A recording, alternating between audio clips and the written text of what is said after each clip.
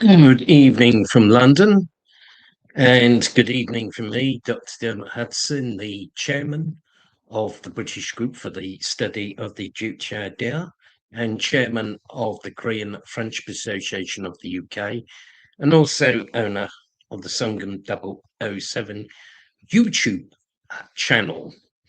And I thought I'd start bang on time because it seems that people are queuing up already to listen to or watch the live stream. So hello, particularly to all those who've just joined. Very glad to have you here. We're going to be talking about quite a few things tonight. I've got a centerpiece on Juche versus social democracy, but we talk about a couple of other subjects. And as usual, I will talk for about 30, 40 minutes, maybe a bit longer, maybe a little bit less. And then I will start picking up questions from the stream. So before I get on to the main stuff, I'd just like to reiterate very strongly my denunciation of the British government's unfair and criminal and despicable imposition of sanctions on the Sondo-1 International Children's Camp. And I think many of you will have seen the video, the short video that I made on Tuesday to denounce this horrendous act by British imperialism. And we're going to start a campaign in KFA UK. I'll talk about that at the end. So anyway, I decided to look at the issue of Juche-based socialism versus social democracy. Now, the reason was because on the last live stream, someone put a comment saying, what can I get in the DPRK that I cannot get in Norway, and claimed there was free housing in Norway, which is actually not true. I've looked it up, but I'll be coming to that a little bit further on. So we're going to sort of compare and contrast Juche-based socialism with various forms of social democracy, whether it's the British variant that I've experienced myself, or whether it is the trendy and fashionable Nordic model of social democracy that gets praised a lot. And I think so before I start looking at a couple of things, when I think about social democracy,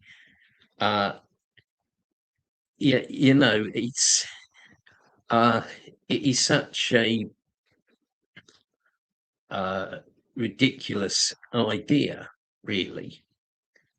Some people would say, oh, it's a good idea to have a process of gradual reforms whereby capitalism is reformed out of existence, and you avoid revolution, you avoid conflict, you avoid violence, and everybody can be happy and everybody can get on and all this kind of thing. But stop and think about it hard.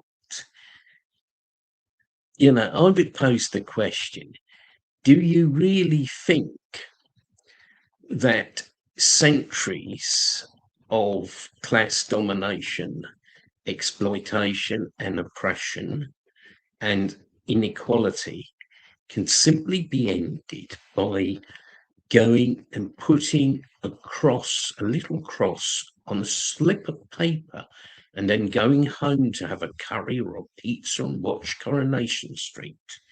I put that question, and I know the answer. It's quite, it is quite impossible to achieve that. And fundamental change can only be achieved through revolution, as in the DPRK, which started with the anti-imperialist, anti-feudal democratic revolution and moved on to the socialist revolution. Anyway, I'm not going to spend an awful long time trying to explain what social democracy is or what it means. Now, I think Chairman Kim Jong-il summed it up very well when he wrote in his work on some problems of the ideological foundation of socialism, which was published in 1990. And he said, and I quote, "Social democracy as an ideological trend of right opportunism appeared long ago. Opportunist trends, opportunist ideologies of all hues, including social democracy, are reactionary trends of thought which the imperialists and reactionaries made use of in earlier times to destroy the communist movement and working class movement from within." End of quotation. And I think that is a very useful quotation in explaining social democracy. Comrade Kim Jong-il later went on to explain there was also modern social democracy, which was a further development or degeneration of modern revisionism. Basically, when you had the frustration of socialism in the USSR and Eastern Europe. By the way, I'm not calling it collapse tonight. I'm not making that mistake. I'm calling it frustration. But when you had that going on, modern revisionism, represented by people like Gorbachev, had degenerated so far that they'd become basically a variant of social democracy. So Comrade Kim Jong-il called this modern social democracy. But he distinguished between old-style social democracy and modern social democracy, pointing out that old-style social democracy put the brake on revolutionary change, whereas modern social democracy was actually leading capitalist countries back, leading socialist countries back to capitalism. Basically, that's what it was doing. So, first of all, let's look at British social democracy, which I lived under. We had a number of Labour Party governments since World War II, which introduced very limited reforms. But these really, they didn't change anything at all. And in fact, they helped to hide the contradictions of capitalism and create illusions among workers about capitalism. At the same time, they didn't really achieve anything. The so-called reforms by Labour governments were actually paid for by taxation on workers' salaries and other charges. So basically, the workers were paying for the reforms that they were meant to benefit from. So it was not a redistribution of wealth, and massive inequalities in the distribution of wealth remains, and indeed the level of social benefits was actually quite low, and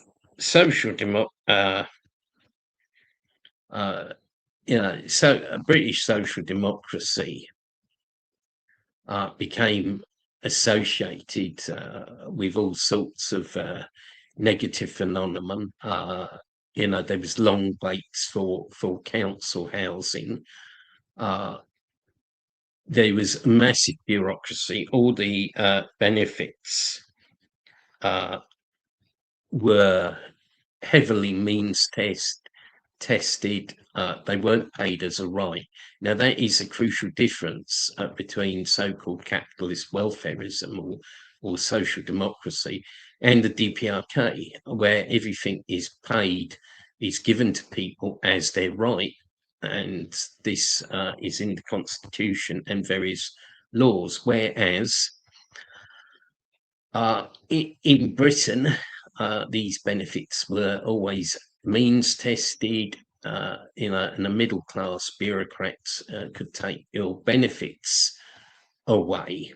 They were the ones who had made the decisions about the allocation of resources. And also in Britain, this was also financed not only by taxation on workers, but it was financed through heavy government borrowing. They had to borrow heavily from capitalist banks and pay it back with interest. So in effect, we were paying the capitalist bankers, for the so-called welfare reforms. And of course, huge budgetary deficits were run up. Now, with the DPRK, there's no budgetary deficit. The economy runs at a small surplus. The government doesn't borrow from banks, and it's either within the DPRK or from international banks. So that is a key difference. And yeah, I mean, social democracy in Britain, I think, had ended up, I think, with a very negative perception of bureaucracy, inefficiency, huge council waiting lists. And I can remember I was back when I was visiting the DPRK in 2019. One of my guides explained how she got married and they got a new flat within a year, whereas in Britain she could be waiting 10 years on the council housing list or forced to rent privately or try and borrow the money for from a bank or building society known as a mortgage, which would be paid off over 25 years. In Britain, it is said that British social democracy basically reached a dead end in the late 70s, entered a period of crisis when Callaghan's Labour government had to call in the IMF and borrow heavily from the IMF and make huge cuts. And at the same time, implement a so-called pay policy, which was limiting pay rises to a rate below the rate of inflation. So it was actually a pay cut. And this provoked strikes, and you had the so-called winter of discontent. Now, some people will say, oh, yes, but what about the Scandinavian countries? Social democracy works there. And I've even seen more than once on Twitter and Facebook some dummies telling us that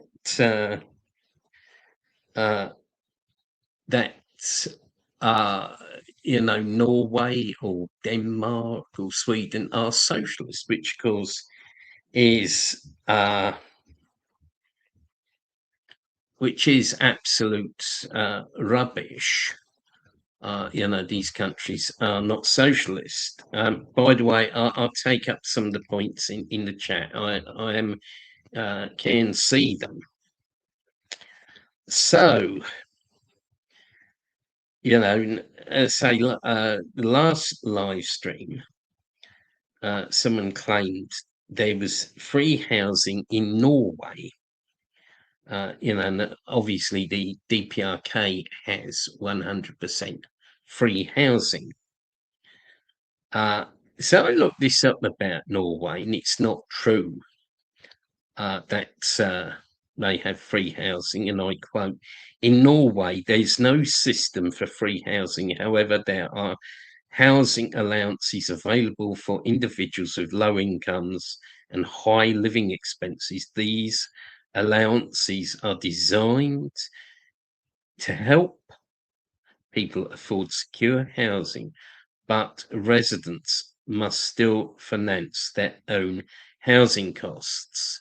And that's come from an official Norwegian website. So basically, the person who said that was talking nonsense. Housing in the DPRK is free, but it's not in Norway.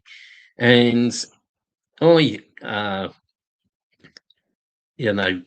did some research, and I found that the average house price in Norway is actually £324, 324,000 pounds compared to 271,000 pounds average house price in the UK. So housing's actually more expensive in Norway than the UK.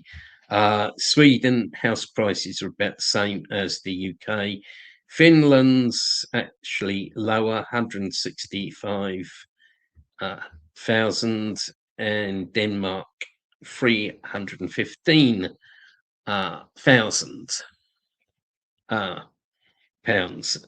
So none of the Nordic social democratic countries have free housing. That is a fact. And someone's just put Norway's not cheap. Well, I have to honestly say I've not been to Norway. I've been to Denmark and Finland and found both of those countries quite expensive. These are quite expensive countries. We've well, Sweden has always been famous for high taxation, and taxation there is 28 to 35% of salary. In Denmark, it's roughly 20%, Norway 17%. Finland appears to have quite a complicated tax system that I couldn't quite understand. But People's Korea abolished all taxation in March 1974. So DPRK scores much better than Nordic social democracy on that score. And DPRK has no unemployment, but Denmark has an unemployment rate of 2.7%. Norway, 4.9%, 9%, Sweden 9.7%, Finland 11.1%. So there you have it.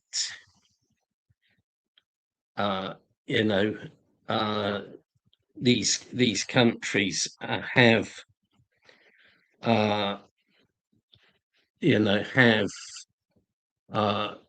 social problems.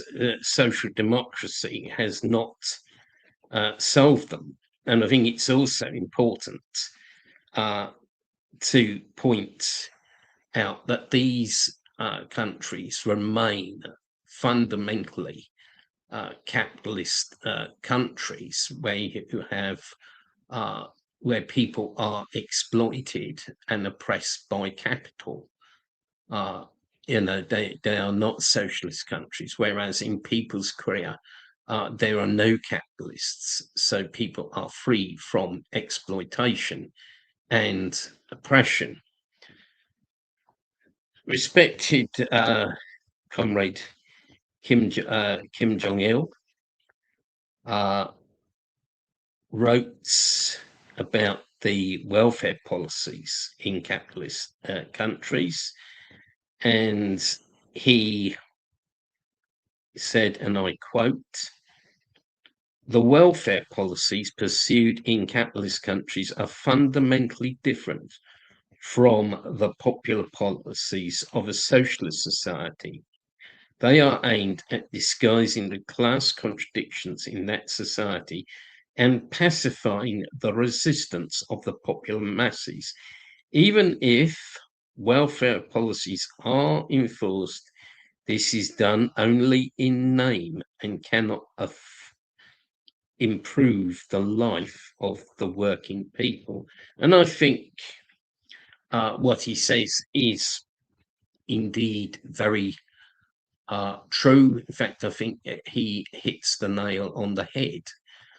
So-called welfare reforms in capitalist countries and social democratic palliatives actually serve to try and strengthen the capitalist system, to try and hide the contradictions of capitalism, to promote illusions among the workers, and to buy social peace. In Britain, we had many class collaborationist structures that were set up under Labour governments, basically aiming to suppress class struggle and to achieve social peace. Comrade Kim Jong-il also wrote, and I quote, "The advocates of modern social democracy, however, while introducing capitalist socio-economic orders, are clamoring they can build a welfare society if they pursue a welfare policy. In a capitalist society, genuine welfare cannot be carried out for the people. The so-called welfare policy pursued by a capitalist state is nothing but deception to cover up class contradictions in society and put down the resistance of the working masses. The capitalist socio-economic orders of the advocates of the return to the bourgeois system bring only unemployment, poverty, and crime to the masses, not a genuinely creative life. The reality shows that socialism, in which the working class party and the state are responsible for the creative life of the people, is the most advantageous system, meeting man's creativity." So I think that sums it up. So social democracy is based on an illusory third way or middle way between capitalism and socialism, but at the end of the day, it is fake. There is no third way or middle way, and in the DPRK, Juche-based socialism has achieved massive things for the people, and we're seeing in the last few years the amazing and rapid development of the DPRK at a speed previously not known. People's Korea is giving people free housing, giving people houses that could cost up to £1 million in London. There's free education, free healthcare, taxation was abolished. Food is incredibly cheap. It is basic foods are subsidised. I mean, when I was in the DPRK last in October, they told us that food in the DPRK only costs $0.30 per month. That's about 20p in British currency. As I said before, that wouldn't even buy you a manky sandwich in Lidl or a tiny bar of chocolate. It wouldn't buy anything here. So that's an incredible achievement. But, you know, social democracy has achieved none of that. And at the end of the day, it didn't aim to do that. Social democracy just aimed to patch up capitalism. So anyway, let's move on to other subjects that I lined up, and then you know, we'll have some interactive discussion from from the chat. And I say originally I'd planned to talk about the 11th Congress of the Socialist Patriotic Youth League, but I really can't say too much about that. Basically, what's happening in the DPRK now is that the 9th Congress of the Workers' Party of Korea was held in February, and now there are congresses of different mass organisations, which are like the transmission belts of the Workers' Party of Korea. So the Socialist Patriotic Youth League held its 11th Congress from the 28th of April to the 30th of April. And recently, the 9th Congress of the General Federation of Trade Unions of Korea was held from the 11th of May to the 12th of May. And it's been announced that the Socialist Women's Union of Korea will also very soon hold its Congress.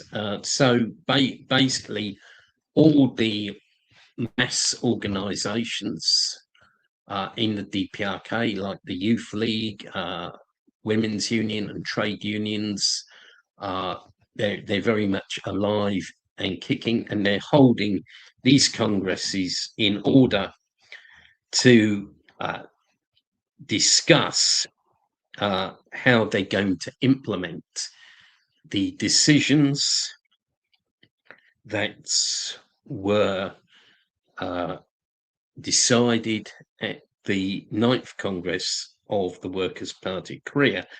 And the Central Committee of the Workers' Party of Korea sent a letter to the 11th Congress of the Socialist Patriotic Youth League. I'm just going to read out a small part of it because it's a long letter. So to quote, "The surging ideological, moral spirit and vigorous role of the ranks of youths aware of their solemn mission are an important guarantee for pure-heartedly giving continuity to our party's metabolism, our state's affair to hand down its spirit to prosperity without fail, despite the change of generations. In the letter, the WPK Central Committee expressed firm belief that the Socialist Patriotic Youth League would more powerfully demonstrate its dignity and fighting efficiency as a youth organisation of the party, with the Congress as a watershed, and credibly discharge the sacred duty assigned by the country, revolution and era in the struggle for a new phase of transformation. End of quote from the letter sent by the Central Committee of the Workers' Party, Korea. And I thought, as it is it's coming up to the anniversary of the Kwangju uprising in South Korea and the Kwangju massacre in South Korea, to say a few words about it before I sort of conclude my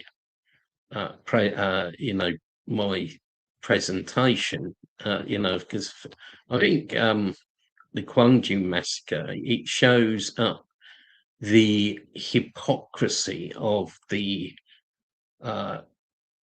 bourgeois and imperialist rulers who continually attack and slander people's career over the so-called human rights question. And the Kwangju massacre in South Korea is something that the human rights liberals never ever talk about. They're silent on the subject. They're bang on and on about so-called defectors from the DPRK. They produce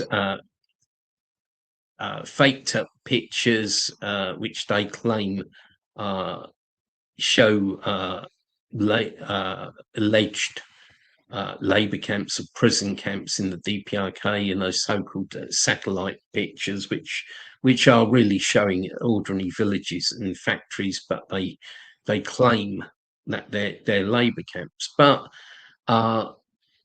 the human rights liberals, the pro-imperialist liberals, they never ever talk about human rights and repression in South Korea.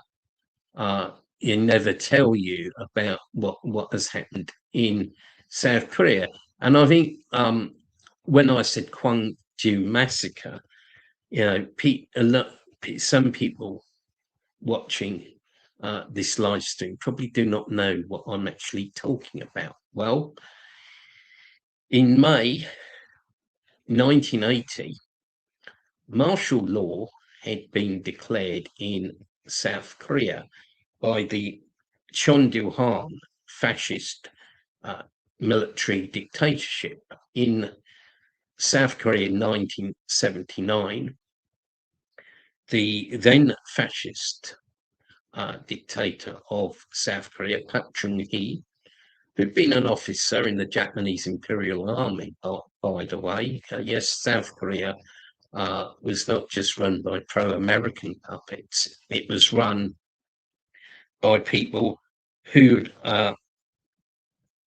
actually served in the Japanese army. Anyway, Park Chung-hee got a bullet through his head.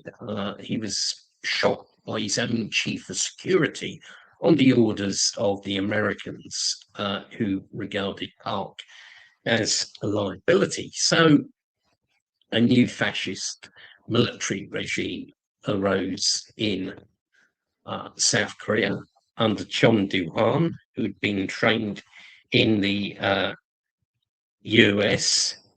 Yes, don't worry, I'm going to get rid of some of the trolls soon. I can see them coming. So the citizens of Kwangju city in the southern parts of South Korea rose up against martial law and took control of the city. The South Korean puppets sent in the military to repress them and massacre them. They did so on the orders of the Americans, who at that time and still have operational control over the South Korean armed forces. And what is ironic is that the South Korean puppets actually took troops away from the front line with the DPRK. You know, supposedly the DPRK was a threat to South Korea, but of course the only threat South Korea faced was its own people, and who on this occasion had risen up. So they took troops off the front line and sent them to Gwangju, where they massacred the people. And there's some accounts of South Korean paratroopers being high on drugs, shooting people. 5,000 people were killed. Yes, 5,000 people were killed and 14,000 were injured. No one was ever brought to book for the crime. And as I say, the US basically were the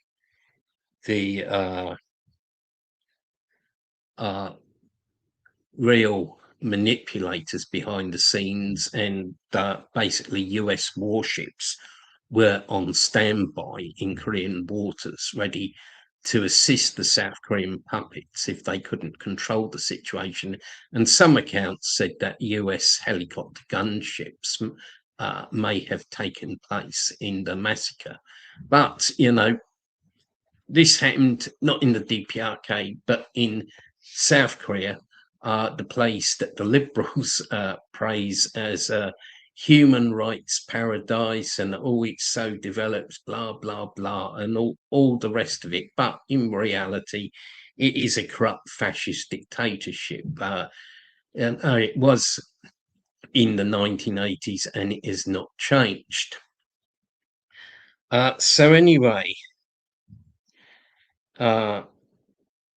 you know, to sort of wrap up before we start, you know, answering the questions. Just announce a few things. Basically, at the beginning, I spoke about the British government ridiculously imposing sanctions upon the Sondowon International Children's Camp in the DPRK, which is quite outrageous. And at the same time, I think they make themselves look very silly doing this, because it's a children's camp, it's not a nuclear complex, it's not producing ICBMs, you know, it's a children's camp.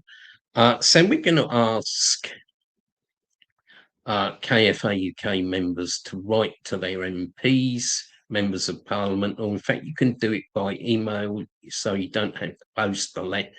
You don't have to post the letter. You know, you can do it by email to protest against the British sanctions against the DPRK. And just be good if we could actually mount a KFA UK picket of the Foreign Office. I think that would be very important to show the British establishment that people don't agree with their criminal policies towards the DPRK, their hostile policies, and that they are people ready to defend people's career with no ifs or buts. And just to announce a few things, on Sunday, KFA Germany will have an event on Telegram, which is about my book, Travels in the Land of Juche, Korea. And if you're on the KFA Germany Telegram channel, you can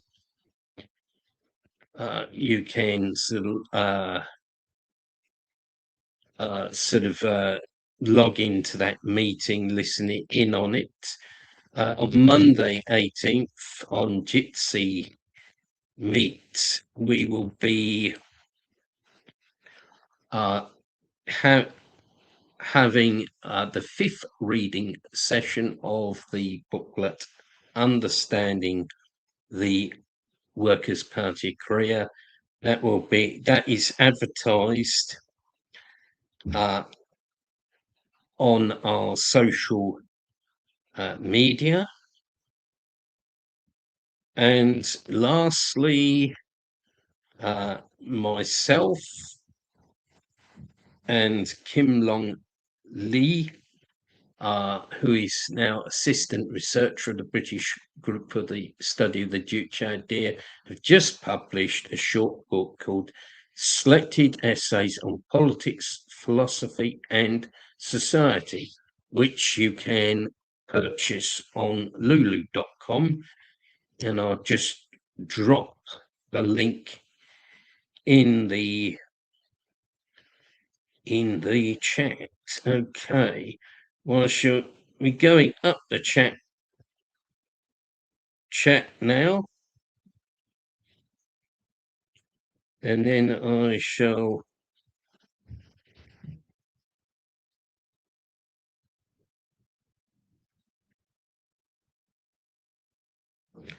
I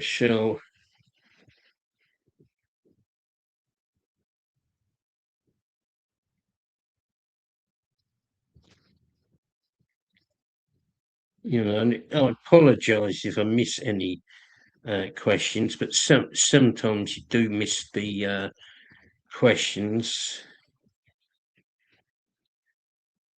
Well, to Duchess Lurker, it's actually good evening here, but I think in other places it's probably midnight. Some places it's early morning. In somewhere it's probably afternoon. Yes, everything has been well since the last live stream. And greetings to all.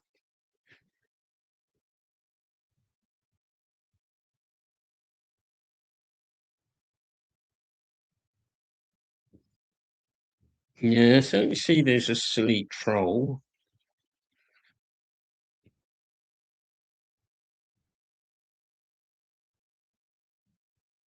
For example, the Nordic countries benefit from the exploitation of third world immigrant workers. That is very true. And I think that was also the case with Germany. Germany, or West Germany, I should say, because in those days it was West Germany and the German Democratic Republic. West Germany exploited Turkish workers a lot and brought a lot of Turkish people in. Right, well, nasty. Before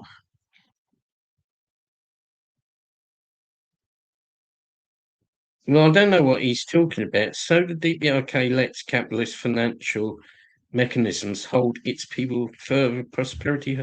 Well, that's not true at all. I think you didn't you weren't listening properly at all. I said in the DPRK people don't need mortgages or loans to buy homes because they are free of charge.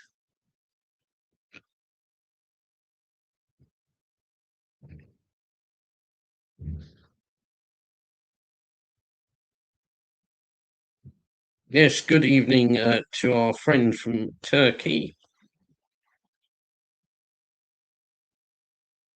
The Nordic countries de- still depend on the exploitation of the third world, so it's not socialist. That's true.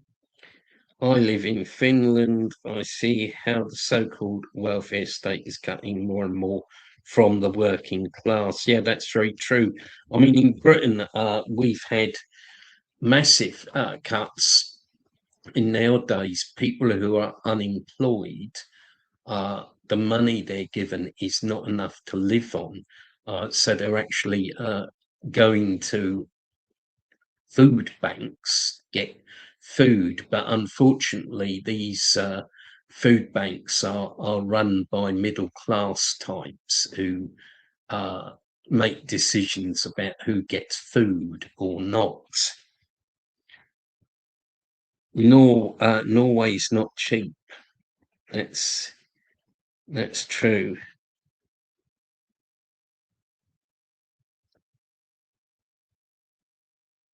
Yeah, I mean that is true.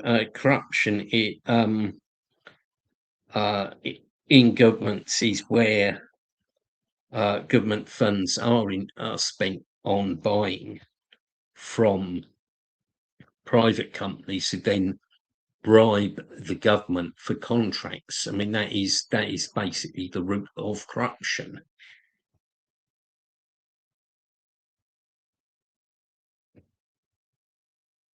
Here in Colorado, lawmakers are doing budget cuts while giving themselves raises. Anything new?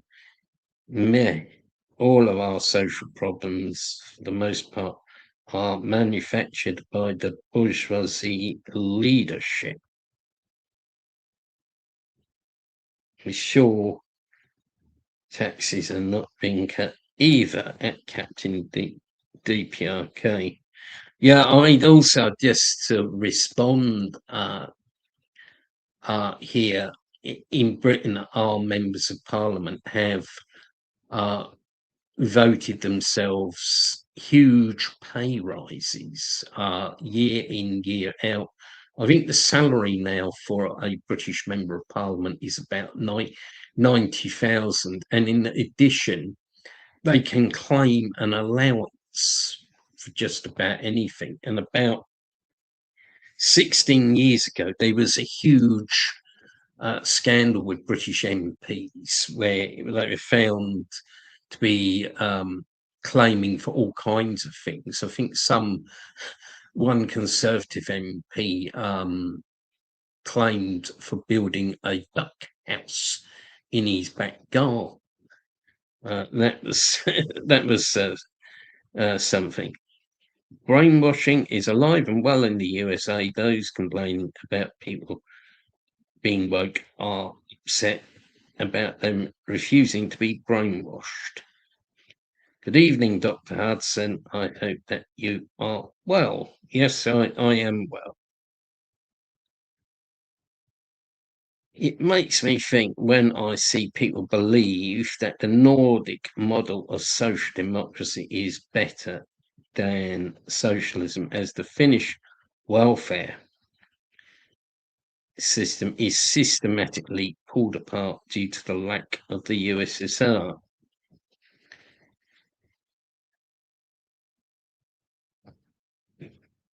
Well, again,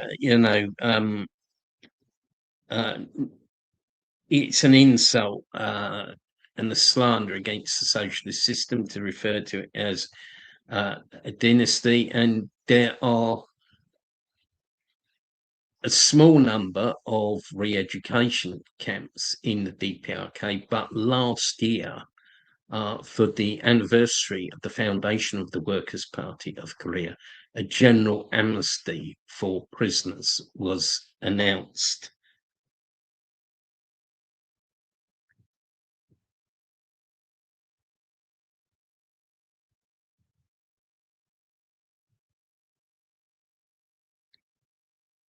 Well, I think we get rid of Nicholas Wood, seems to be you can't really argue with him. Liberals cannot talk too loud. They don't want to lose the big donor contributions and the billionaires and corporations. Same with the Democrats.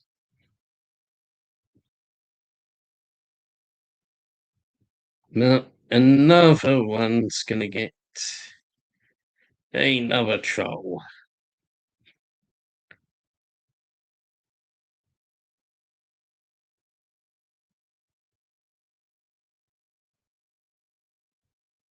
Yeah, so I decided to have a haircut. I didn't like having uh, long, long hair, so I got it cut.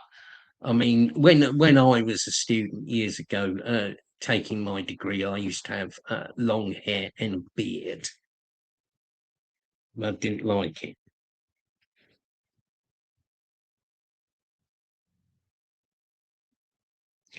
Well, yeah, I mean, to use a name, sometimes I will answer the trolls' points, uh, but often I do not because they're often extremely insulting. And as say, some people just go on and on and on, and it's sort of counterproductive.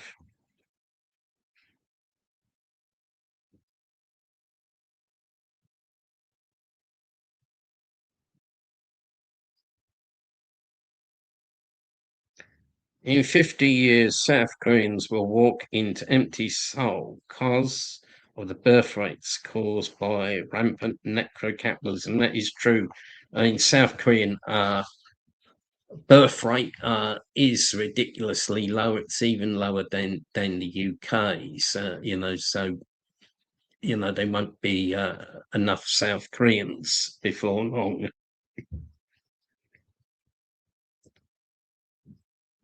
Dr. Hudson, some friends of mine, me, wonder if you've ever met or known about South Korean comrades or admirers.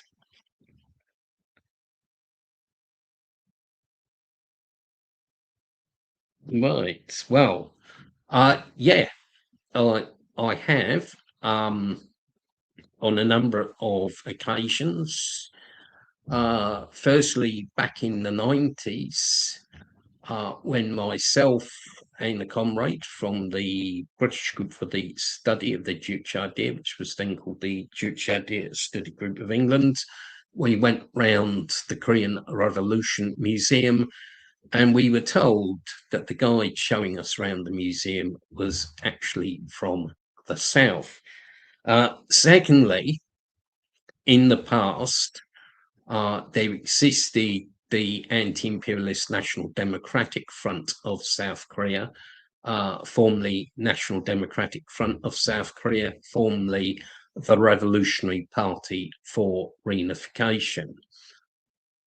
I was able to meet their members in Pyongyang several times.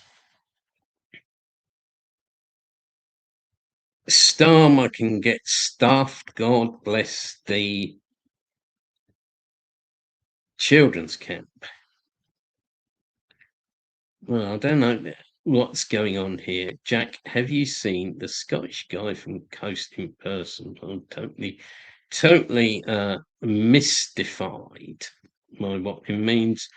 Will you post hit the thing to email the members of parliament?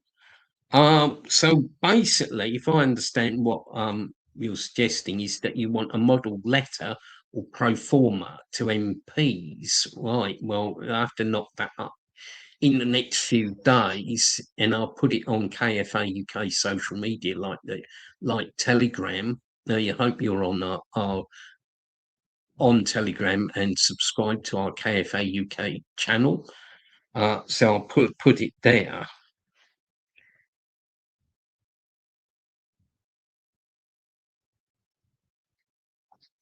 I understand, yeah, uh, a few Korean words. quite hard to speak Korean. You know, I'm not good at languages anyway. Like a lot of British people, you know, I tried to learn French at school, but never got very far. Languages has never been my strength, but yeah, I understand a lot of Korean words, can say one or two, uh, cannot write them, can understand some Korean characters. And of course, it's a very different linguistic system to British and European languages. Each character represents one syllable. This is quite interesting. But yeah, you know, one day I think I will find the time to do a better study of the Korean language. But I think actually trying to write the characters be, you know, so incredibly hard.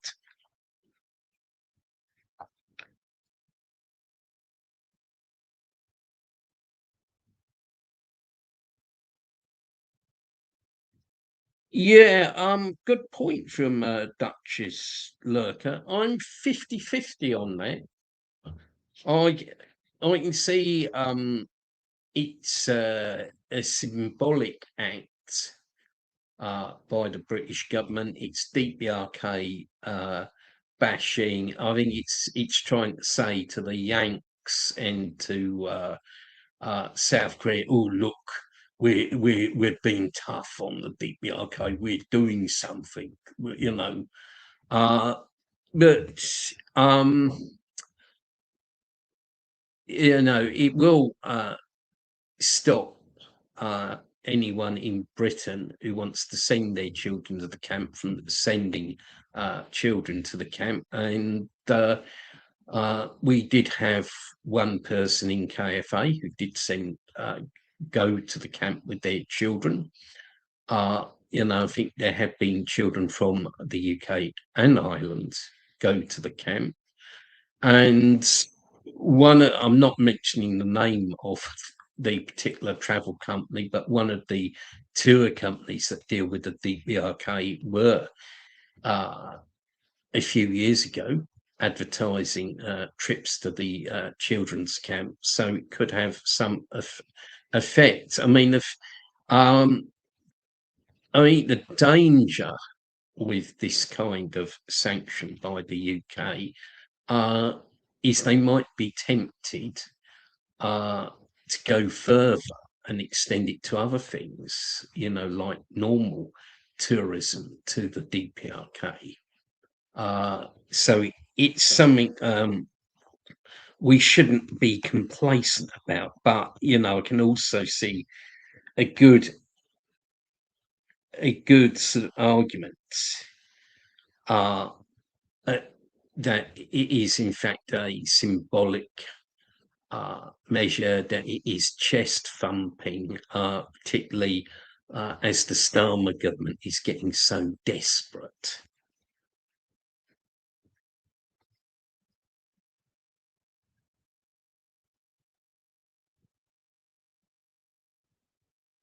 Well, you know, to, if I say it right, Gabon, G60. I mean, this question keeps coming up all the time.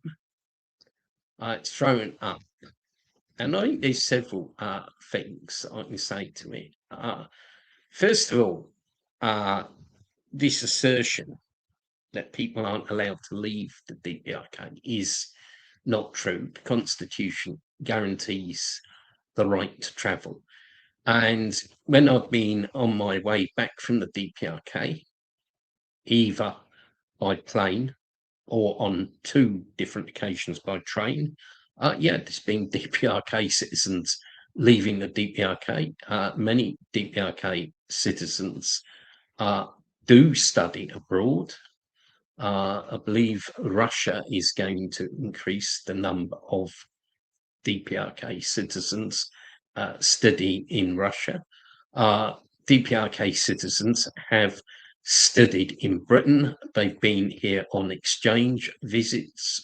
I had a guide in 2012 called Professor Ree, who had been on an exchange visit to the University of Kent, and he'd stayed in the Kentish town of Faversham. So this is not true about DPRK citizens not being able to leave the country. But it is the case that some countries actually ban DPRK citizens from entering their countries or impose very severe conditions on any DPRK citizen entering the country. And I can remember back in 2024, the Finnish government banned a social science delegation from the DPRK from entering Finland. So we had to switch the European Juche idea seminar from, instead of holding it in Finland, it was held in Sofia in Bulgaria. So, I mean, it's other countries actually blocking DPRK citizens from entering. And I would also pose the question, you know, why does this always come up? Why people see it as so important that they need to leave the country? When you have free housing, free healthcare, no taxation, low cost food, low cost public transport, virtually no crime, no vandalism and graffiti, what reason have you got to leave the country? People only emigrate from their own homeland, their beloved homelands, in search of jobs, in search of a better life. So why do people in the DPRK even need to do this? You know, and why do you liberals need to keep asking this question?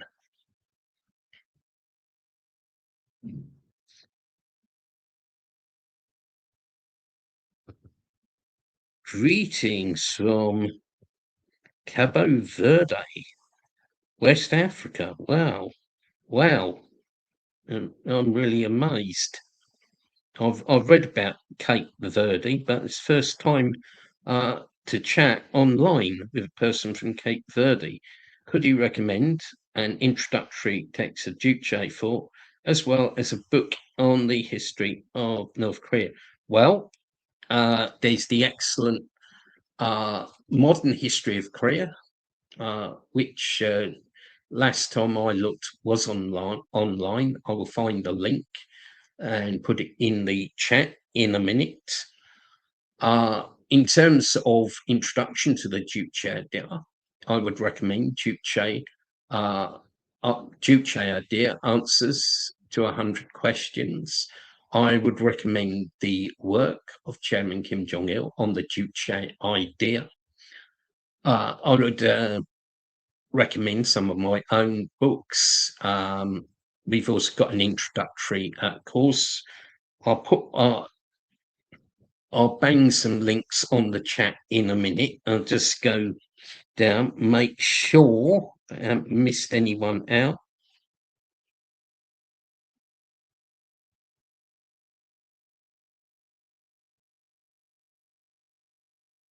I notice that DPRK is making a lot of backpacks these days. Would you happen to know anything about them? They seem to be a big passion project of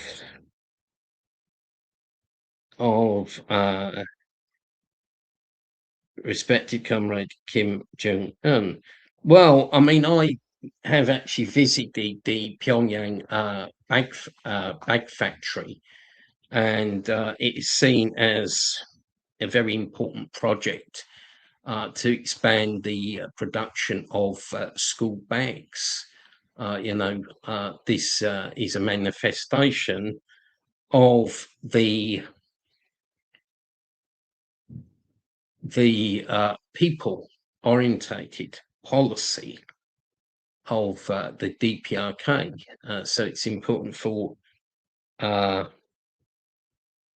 children to have school bags, some of which are actually provided free. They get one free school bag per year.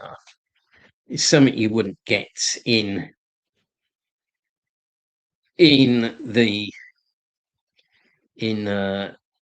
a capitalist country. Someone's put something in Korean.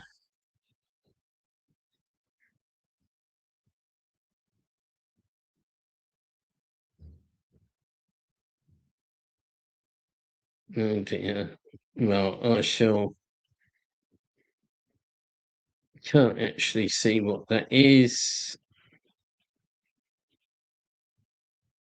The imperialists are again threatening Cuban revolutionaries. Well, yes, that is very worrying. That they are doing that.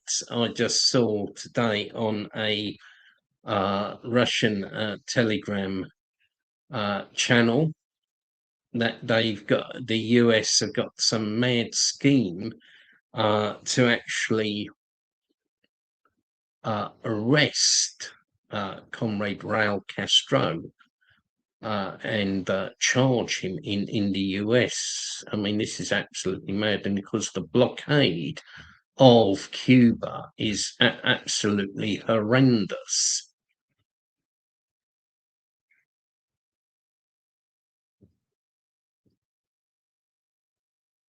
Yes, greetings from Iceland, and I remember you, comrade, from the trip to the DPRK in 2025. Good to see you on the chat.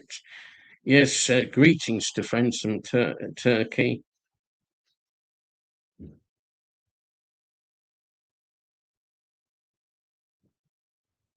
Amen to the declining birth rate in these oppressive countries. Let their populations dwindle away so they cannot function. How can you say South Korea is a puppet?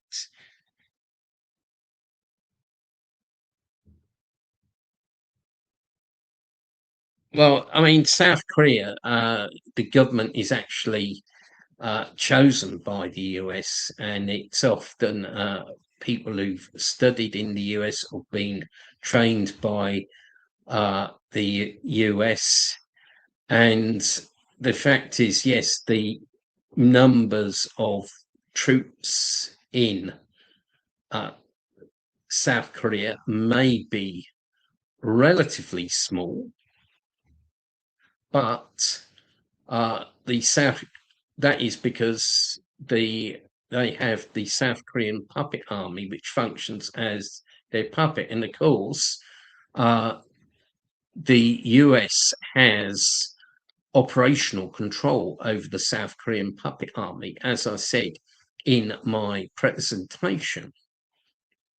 It's a fact. And, South Korea isn't a puppet of the US. Why can't they have a referendum like we had in UK, where we had the Brexit referendum about, to leave the EU or stay in the EU? Why can't they have a referendum on US troops staying in South Korea? That's something that's never happened. And the US troops in South Korea enjoy immunity from prosecution. They can commit any crime they want in South Korea. They can rape women, which they do a lot. They can steal from Korean people. and they can't be tried in a South Korean court. They will only be tried in a US court. And another thing is South Korea is paying a lot of money to the US government for the US troops to stay in South Korea. And this, of course, is a form of colonial tribute. It's just like what India and other colonies used to have to pay to the British Empire. So South Korea is very much a puppet, one of the most pathetic and most abject puppet regimes in the world.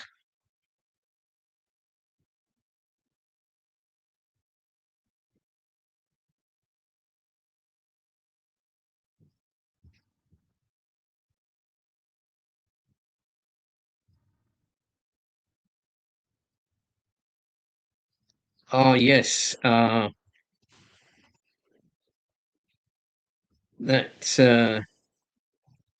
yes, Ukraine, that's a country that actually lost a lot of people.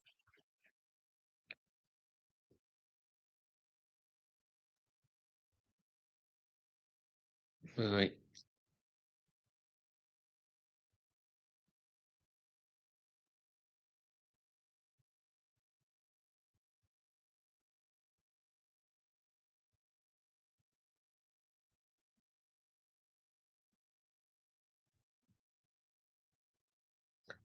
Yes, well, I want to try and learn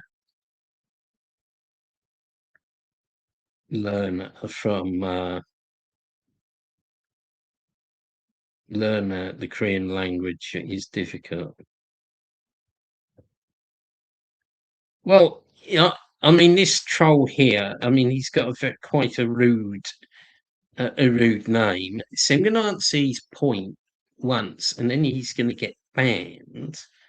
But I mean, this is total rubbish. There's not, uh, you know, the number of people who defected from the DPRK is actually very, very small. It's actually less than 1% of the population. It's much less than those who crossed from the former GDR to West Germany, and it's less than the number of Cubans who unfortunately left their socialist homeland for Yankee land. And I think, I'll sort of answer this point, say before you get banned for having obscene names, so that I won't be seen as shying away from the question.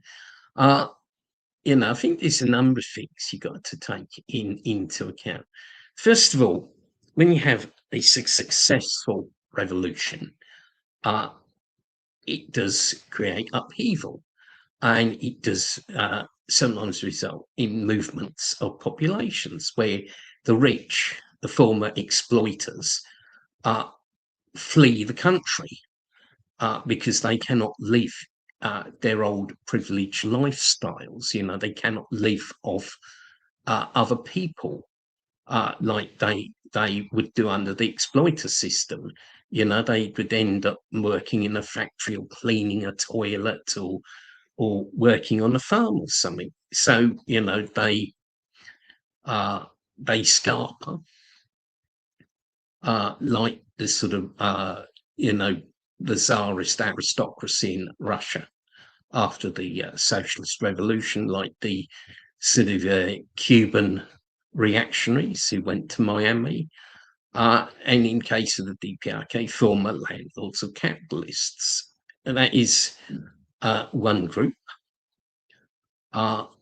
Also, many of these so-called defectors are people who've actually committed serious crimes against the country and people, such as murder, rape, robbery, and they've left the DPRK to escape justice.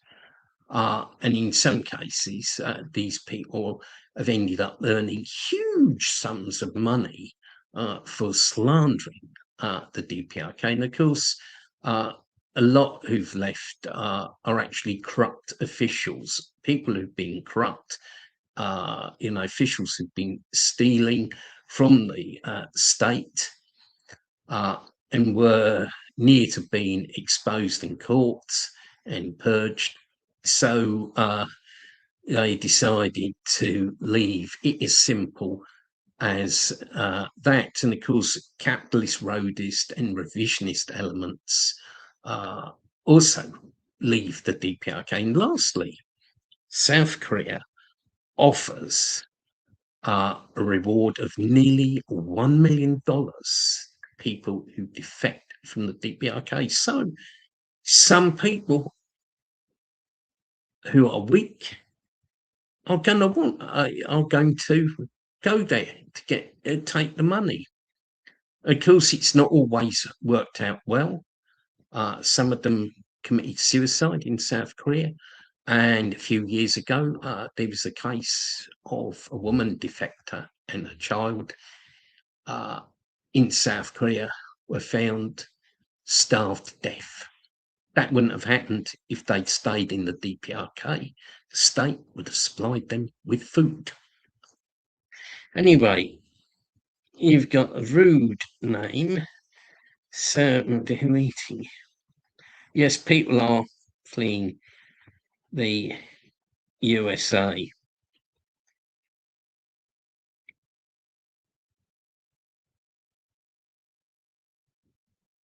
Ah, right, okay. A good question, or a funny question.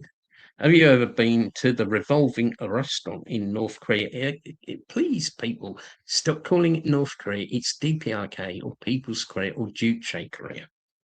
A colleague of mine went there and said it was vibrating so much that the potatoes were tumbling around the plate. Well, I'm not sure which revolving restaurant you're talking about, because I think there's actually more than one. I've been to the one at the top of the Koryo Hotel, which is really good, and I went there in October, and I've been there several times. I really like it, really nice staff, great place to be. Remember a few years ago, I had a great spaghetti bolognese there. It's really, really good. And yes, you can get foreign food in the DPRK. It's not banned. That's totally false. That's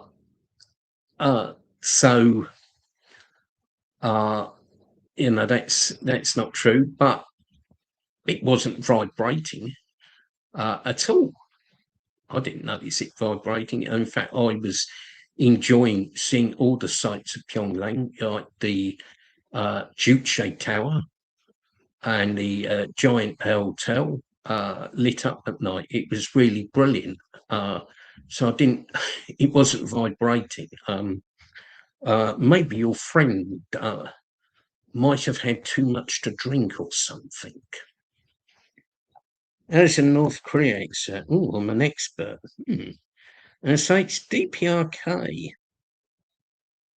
not North Korea. Do you believe the US advantage in advanced AI will significantly threaten Korean survival through superior military, cyber, economic, or intelligence capabilities?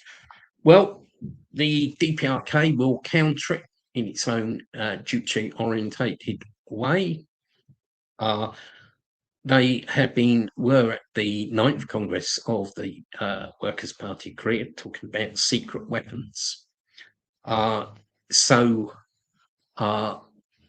Whatever the US can threaten the DPRK with, they will not be sleeping, and they will catch up and they will be able to counter it. And you've always got to remember that the single-hearted unity of the Korean people is stronger than the atom bomb, and it is stronger than AI. And I personally believe that AI cannot defeat humans and anyone who has used one of those self-service checkouts at Lidl will see the limitations of AI. Hopefully Finland lost a lot of money when the Juche seminar moved. Well, I don't know.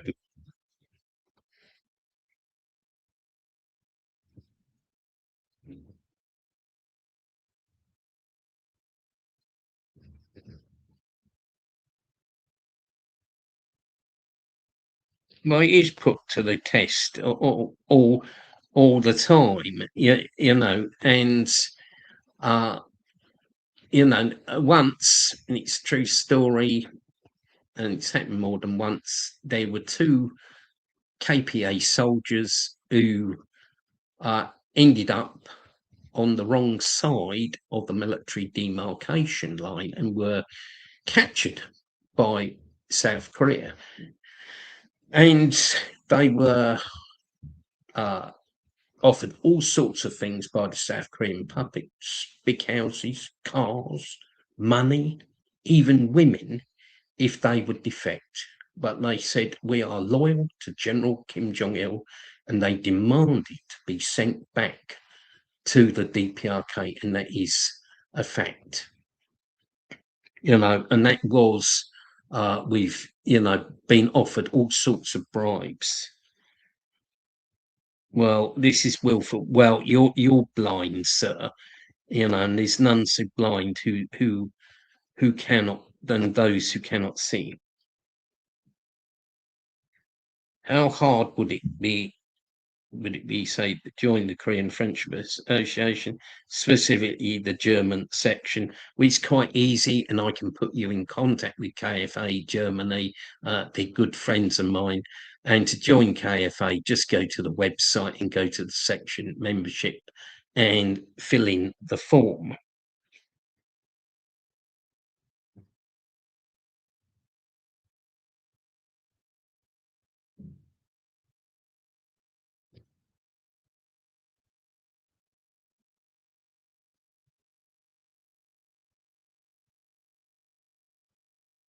Dr. Hudson, is there any position regarding the use of AI in the DPRK? On the other hand, would it be a chance for foreign admirers to study in the DPRK? Well, very briefly, the DPRK is developing AI. I did see an article on it a few months ago, and yes, you know, there are limited opportunities to study in the DPRK. That these are for hard-working friends of the DPRK. Right. Well, before I do anything else, I must remember to answer the question from our friend from Cape Verde. I hope I pronounced it.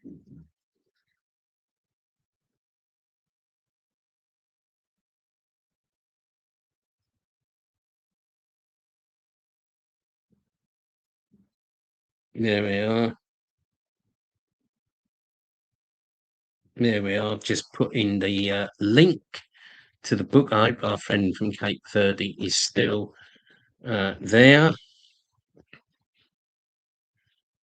And I'll put in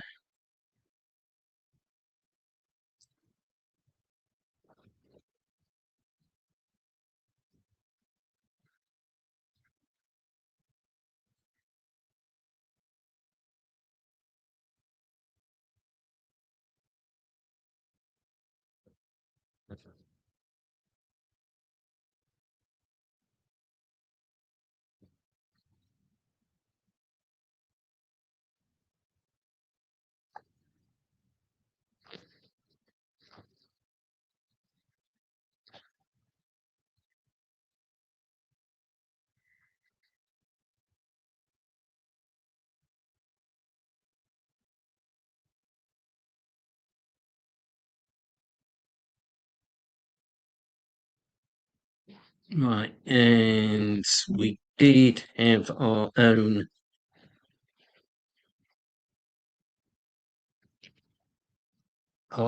course.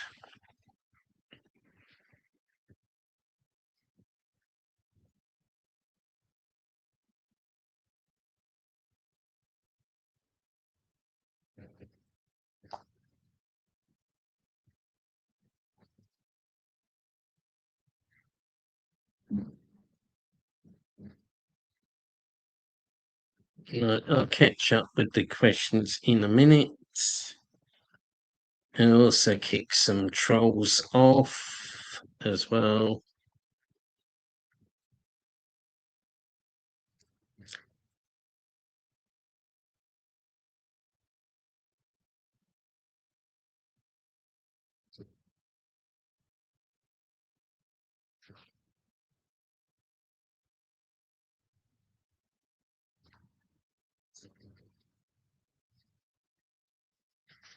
I thought I'd better answer.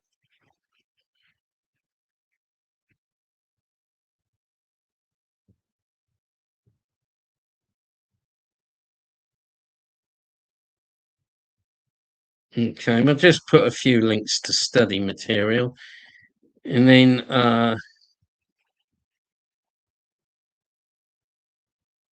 mean, there's go down the chat, answer a few questions. Trolls are going to get kicked off.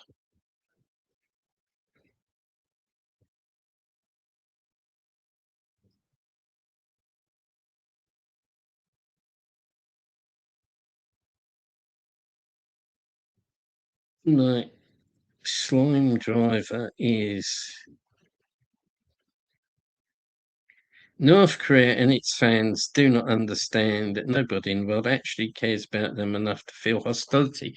Well, that's absolute nonsense. Uh, the hostility is very real. Why, why does the US and UN and EU and UK have sanctions against the DPRK if it's not hostile? Why was I pushed out of a job for supporting the DPRK? Why is there organised hostility like this trolling tonight? I think you're the one living on another planet.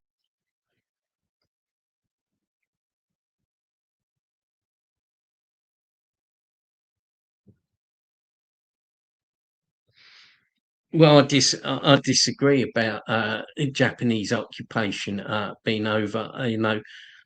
Japanese militarism and Japanese expansionism is very real.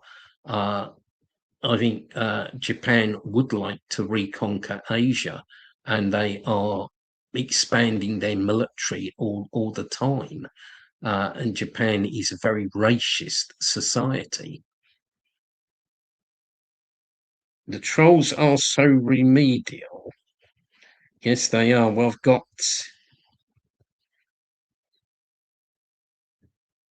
I've got rid of some of them.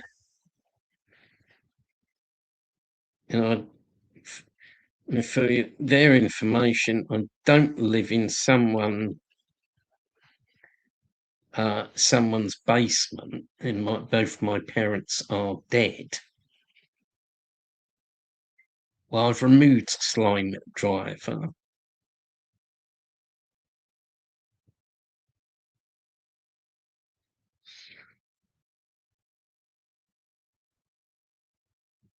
Oh, good evening, Anthony Green or Tony Green. Haven't seen you for a while. Yeah, the Centre for Political Innovation are doing their own US Juche idea study groups online. Indeed, they are. However, they are at 3 a.m. in the morning UK time.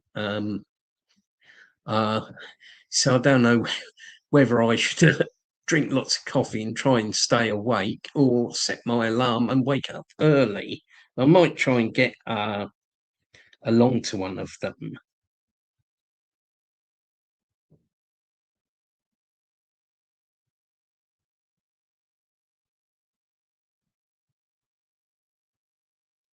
Well, that is very offensive. Comments. Yeah, I think on the next stream, I will get. I will get a moderation because there's targeted trolling going on.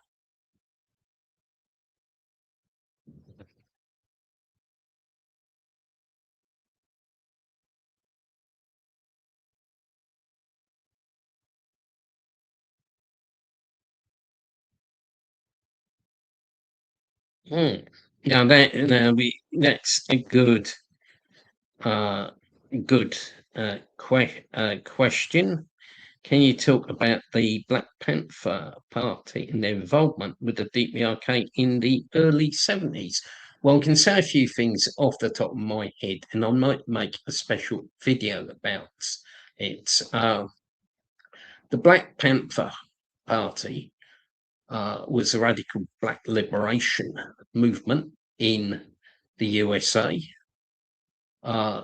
which fought against racial oppression by the US imperialists and against the extreme racist discrimination against black people in the US, which still exists to this very day.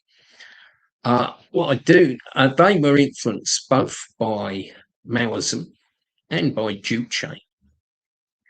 Eldridge Cleaver, one of the leaders of the Black Panther Party, actually visited the DPRK. Not only did he visit the DPRK, but he went with his wife, and his daughter was actually born in the DPRK.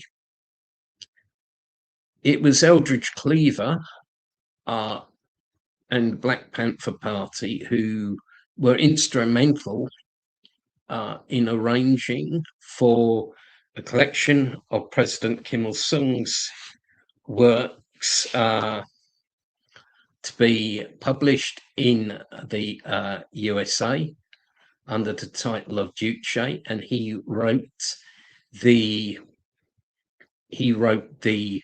introduction to it. The Black Panther Party also sent greetings to the 5th Congress of the Workers' Party of Korea. So that's what I can say off the top of my head. Perhaps I will research the subject more and produce a video about it. But yeah, I mean, the Black Panthers were very good supporters of the DPRK, and President Kim Il-sung once referred to the struggle of the black people in the USA against racial oppression.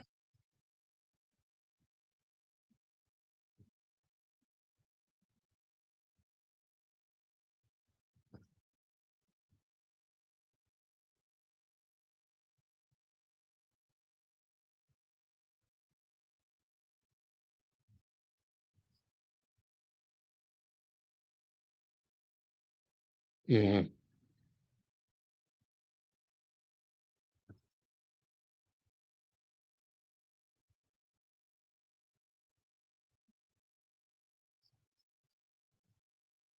No, it's a lot of offensive comments.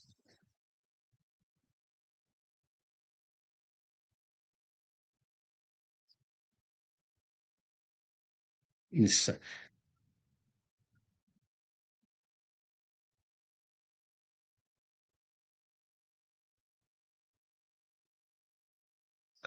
yeah, people in the DPRK do show interest in international politics, and there is an international news bulletin on DPRK TV twice a week. And I was in the bar in the Corio Hotel, and I was shocked when I was watching DPRK TV when suddenly Boris Johnson popped up on the TV screen, and people in the DPRK discuss international affairs all the time, and they are always very curious about other countries, and they ask not only about the politics but also about the way of life, what we eat, uh, when we eat meals, for example. I got asked that, all sorts of questions. So they are very curious people.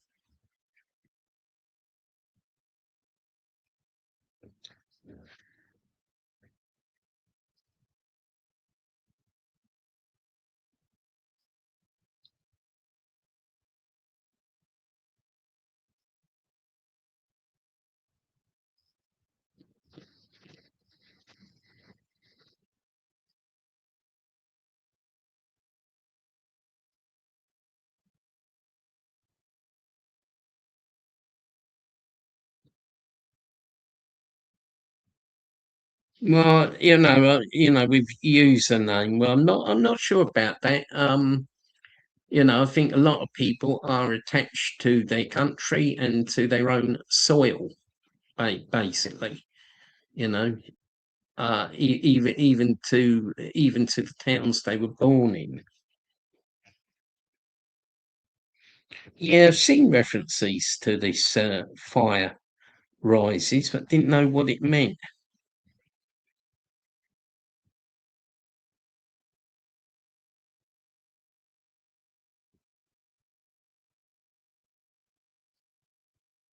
The sign driver is a retard, and he's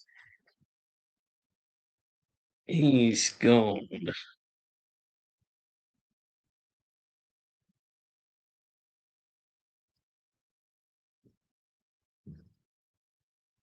Yes, they're getting booted off one by one.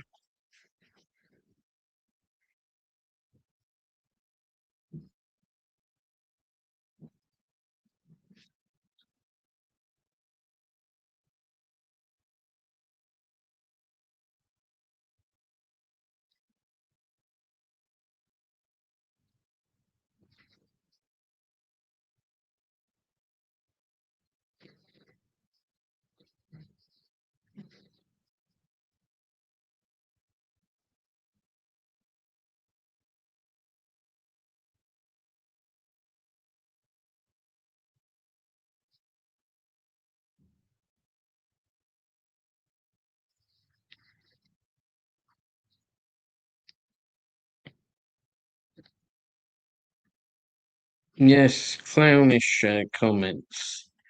And yeah, I mean, Japan is very racist, and they discriminate against ethnic Koreans and other ethnic minorities in Japan. I mean, Japan has ideas about racial superiority, and do not forget that Japan was an Axis power, allied to both Nazi Germany and Italy.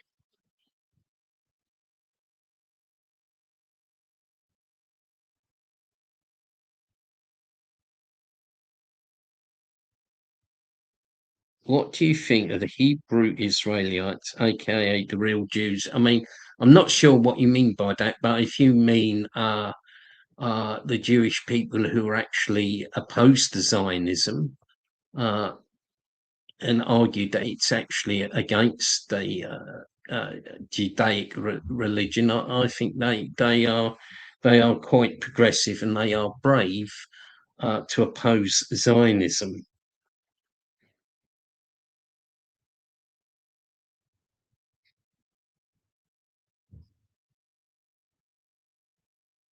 Yes.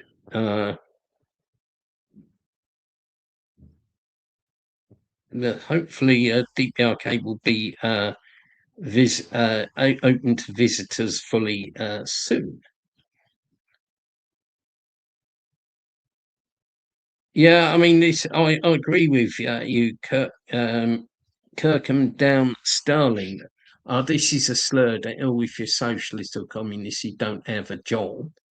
Uh, but on one end, they say that all socialists are unemployed, but any socialist with a job or a nice house then gets called a champagne socialist, so you can't win. Yeah, well, they are repeating CIA talking points.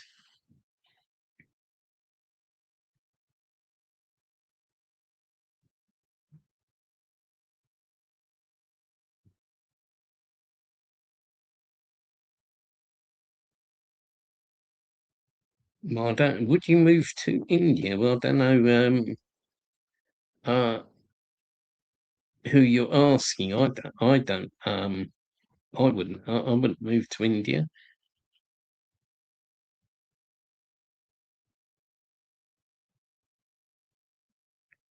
Boris Johnson is still is still a frequent guest in Ukraine, and he is treated as if he is the official representative of the UK. I don't know why. Well, I think that's down to the uh, Ukrainians. They probably don't realise he's not prime minister.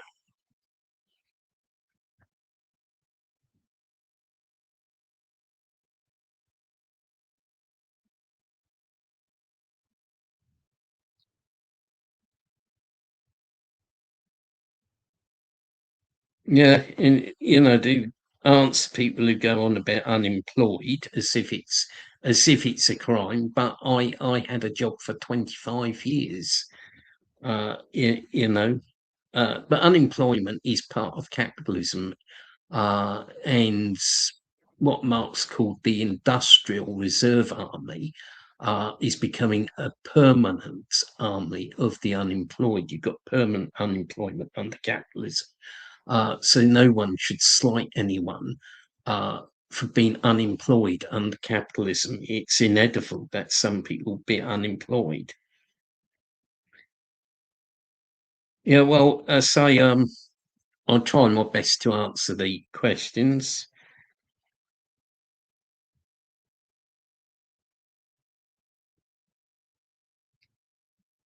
No, I'm not a medical doctor. I'm a doctor of sociopolitics, not that kind of doctor.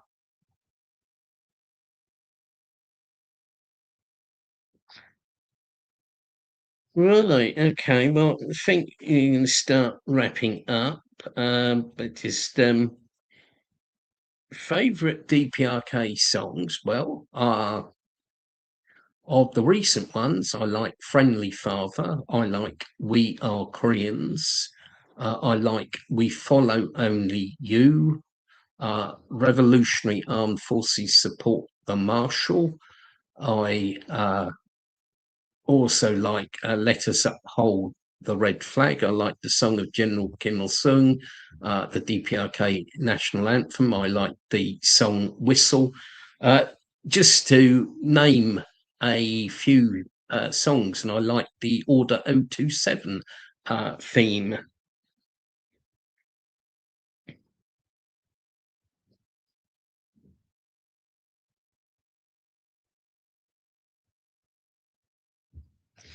Well, what's the funniest reactions you get when you tell your colleagues you're communists? Well, some of them have been quite hostile. Some people saying, "Why are you living here?" That sort of thing.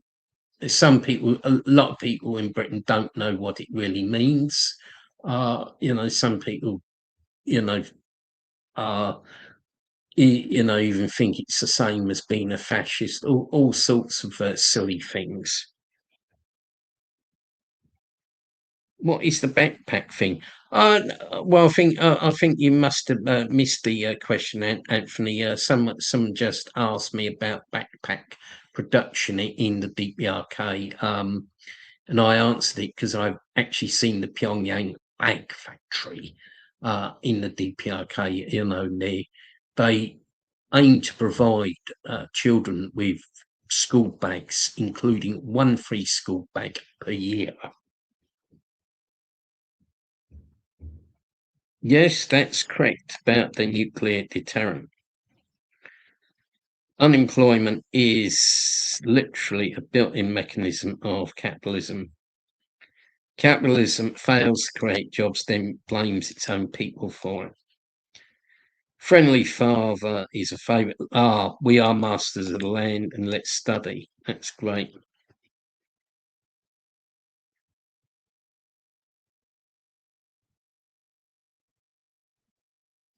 Yeah, and you're right. It's a atmosphere in the UK is getting quite ugly, uh, and there is a lot of repression. Can only mention what happens to Palestine Action.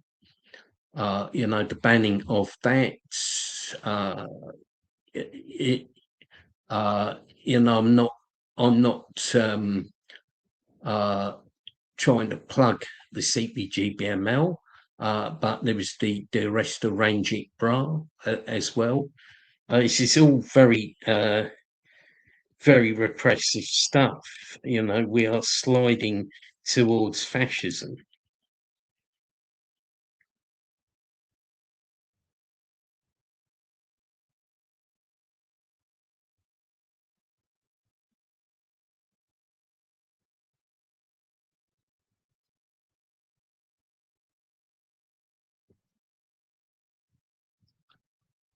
What do you think of Stalin or Maoist China? Oh, I wish international alliance could have been realised back then.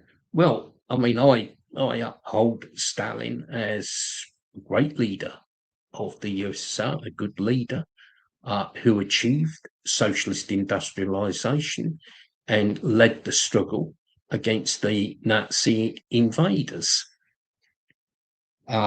And yeah, China under Mao was good. It was socialist, but you did have the split in the international communist movement, and it was President Kim Il Sung who tried to argue against the split in the international communist movement and for a unified or united socialist camp at the time.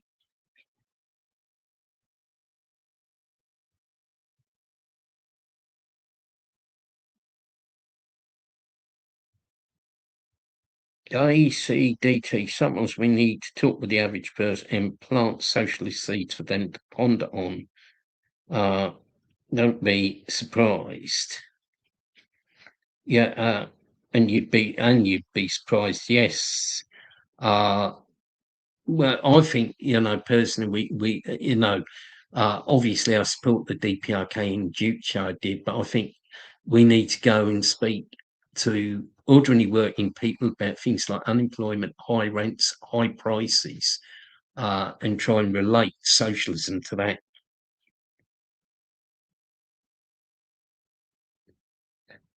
Well, ah, well, we get loads of complicated or interesting questions. I'm going to wrap up soon because one thing is the natural light has gone here. So just 1 minute while I sort the lights out. Back in one.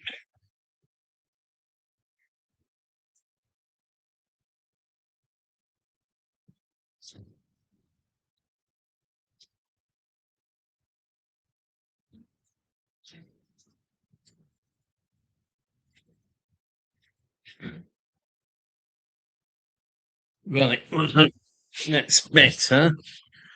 Why does China not help the international socialist movement and the oppressed people across the world? And what do you think about it? Well, eh, I've upset people before now by criticizing China. You know, sounding like Basil Fawlty here, but Chinese revisionism, I mentioned it once and I think I got away with it. Yeah, I mean, I think it is true that China doesn't help the international socialist movement or press peoples, is it is revisionist. However, it's not for me to try and change China's policies. This can only be done by the Chinese people themselves, and we can hope that one day they will play a far more positive role than they have done. And yeah, I mean, I think there are things in China which I think they need to answer for, like maintaining relations with Israel, which the DPRK doesn't. But this is for Chinese communists to sort out.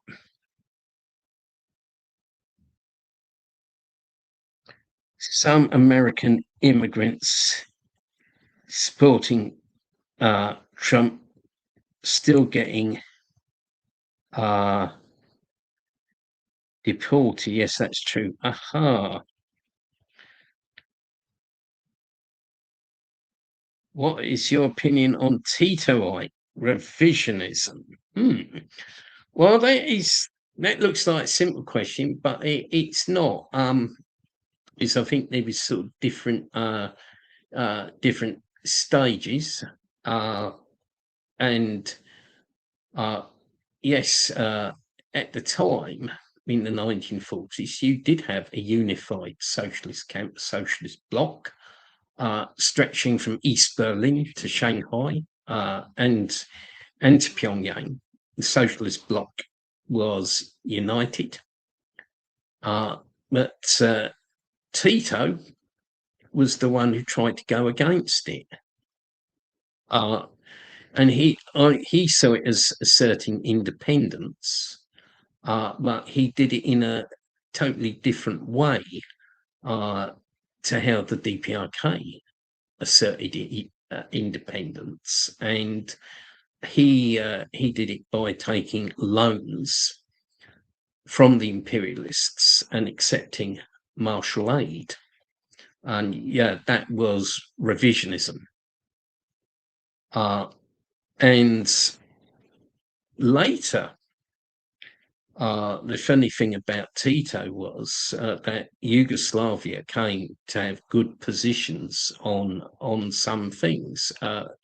For example, on Cambodia, when the Lon Nol regime seized power in a military coup, the DPRK and China and Albania broke off relations with Cambodia. And so did Yugoslavia, surprisingly. But the revisionist countries still maintained relations with Yugoslavia. So in the later years, some of Tito's policies were better, including friendship with Mao's China and the DPRK. But yes, initially he was very revisionist.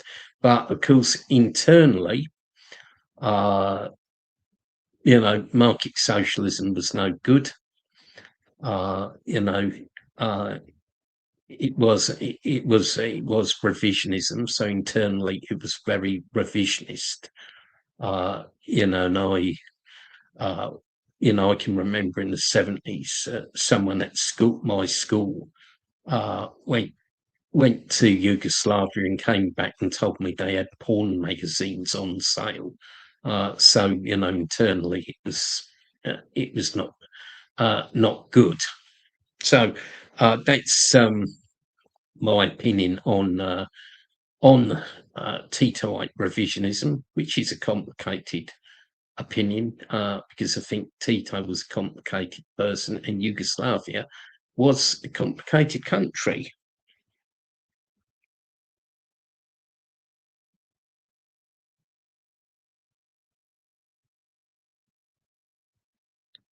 Yes, I used to be a council tenant, and it was not good.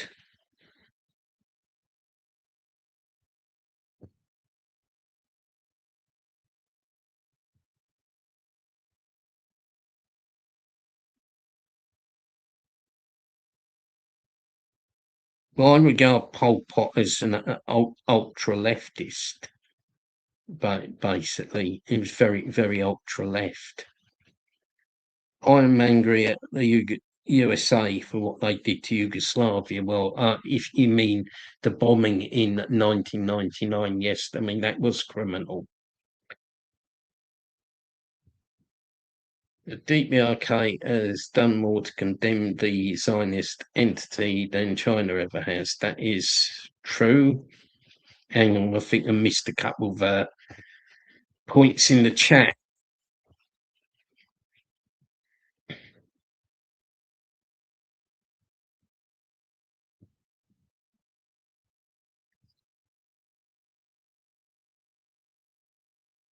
Yeah, well, I try not to be sectarian. Sometimes it's very hard, and and it's also hard to try and stay out of some of the disputes between different parties and left groups. Okay.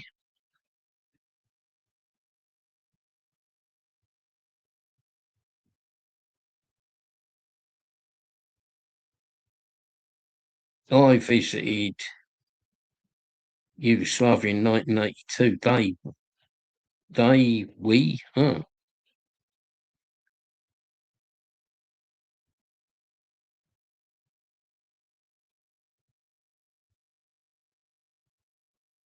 Yeah, I don't know. I visited in the hospital and put up. Yeah, I mean, uh, my parents actually visited Yugoslavia in the late 50s under Tito, where there was a big portrait of Tito in the bar. They went in. They parents were staying in Italy, and they went over to Yugoslavia. And my mother visited Yugoslavia in the 1980s by travelling there by train, and she basically said, what hospitable. Right, okay, we're getting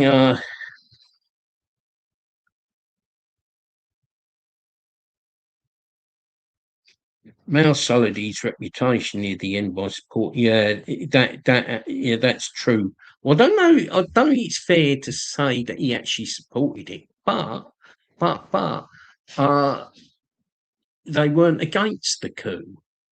They didn't break relations with Chile like the DPRK did. I mean, DPRK was one of the first, or arguably one of the first countries to break relations with Chile. Of course, President Allende had been a good friend of President Kim Il Sung's, and there were good relations between Chile and the DPRK until the coup.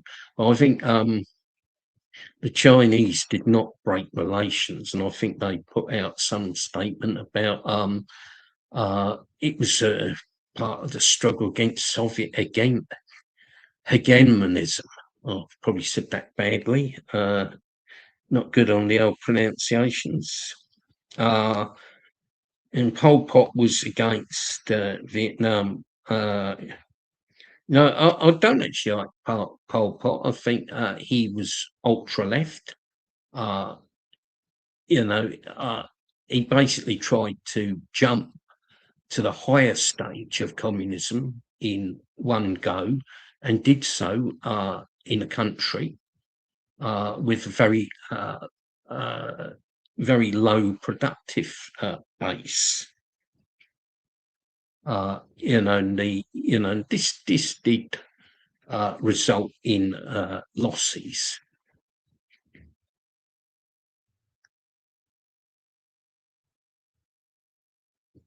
Right. Well,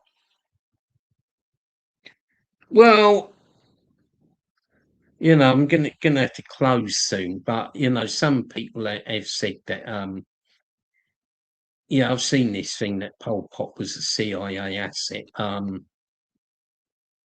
don't think that that's true at all. Uh, the Khmer Rouge did actually, it's forgotten that during the 70s, the Khmer Rouge form of Pol Pot, well, he wasn't the only leader, there was other leaders of the Khmer Rouge. They formed the core of the Kampuchean resistance forces against the US imperialists, which were actually led by Prince Sihanouk and hit the Pol Pot. Pol Pot's Khmer Rouge were allied to Sihanouk. I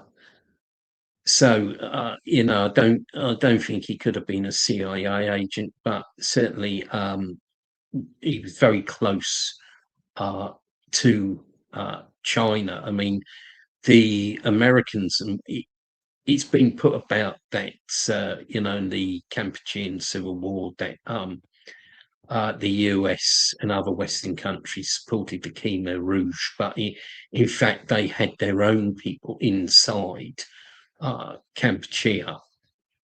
There was about four different groups in a coalition fighting against Vietnam, and there was another group who were very pro-Western and right-wing, who were preferred by the US imperialists.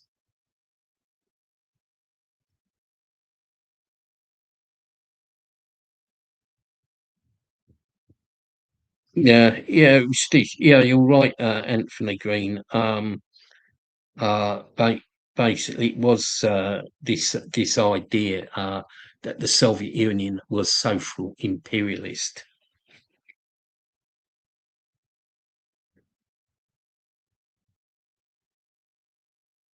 Right, okay. Well, we've been going for 2 hours, probably the longest live stream. If anybody, and trouble is, we're starting to stray onto all sorts of things. So if anybody's got a last question about the DPRK and Juche, I will answer it. Nothing but the truth. Always great to listen to you, Dr. Hudson. Thank you for the time. Hope you have a lovely weekend. Okay, well, thank you for that.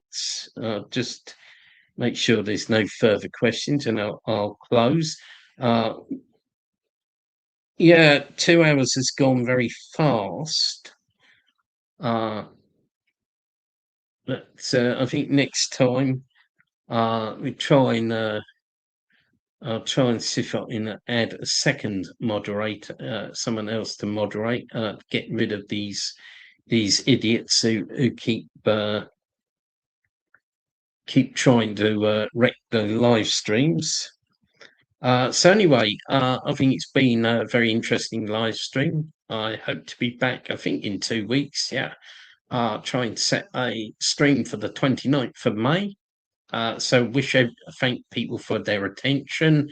I've tried to answer all the questions. I apologise if there's any I missed out. And I wish everybody a very good weekend. It's been great being with you. Goodbye.